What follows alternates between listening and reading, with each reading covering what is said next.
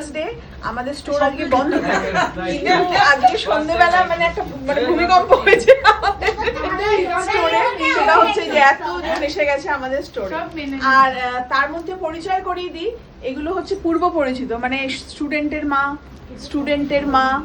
আর ওই যে আমার এক পুচকে স্টুডেন্ট রয়েছে, ওই যে ওখান থেকে কাকা বুড়ি। তো তখন না কথা বলতো না কিছুতেই, ওকে কত চেষ্টা করতাম কথা বলাবো, আর এখন না মুখ দিয়ে খই ফুটছে, মানে এত বকান বকছে। আর ওইদিকে দেখছো কচি কাঁচাগুলো, এগুলো হচ্ছে আমার বড় মেয়ে মানে প্রাপ্তি বুড়ির, সব মানে একসাথে পড়ে, তাই তো? এদিকে মুখটা দেখিয়ে দিন।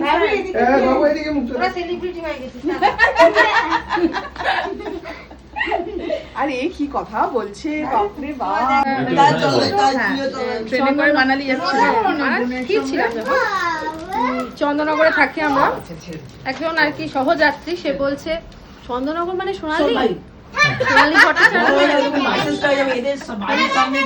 খুব ভালো লাগলো, দারুণ লাগলো দেখে বলে ওনার সাথে। চন্দননগর মানে সোনালি না, সত্যি অনেক ব্লগার আছে মানে বাইরে আমাদের চন্দননগরে তুমি যে এত ভালো ব্লগ করো এবং তোমার এত পপুলারিটি আমাদের সত্যি খুব ভালো লাগে। আমাদের গর্ব হয়, ভালো লাগে। নামগুলো নিয়ে নিই সবার। নামটা বলো। সুজাতা কিংসুকের মা, শ্রেয়া, এই ঐশিনী আর ঐশিকার মা। আমার নাম ঋতুপর্ণা দে।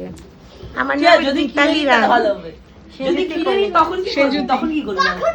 আর এই পুচকে তোর নামটা বল। না, ঐশিনী। ঐশিনী। এখানে একজন রয়েছে, তুমি কি প্রাপ্তির সাথেই পড়ো? না, দিদি। আচ্ছা, নামটা বলো। ঋষিতা রয়। ঋষিতা রয়। এখানে দাদাও রয়েছে।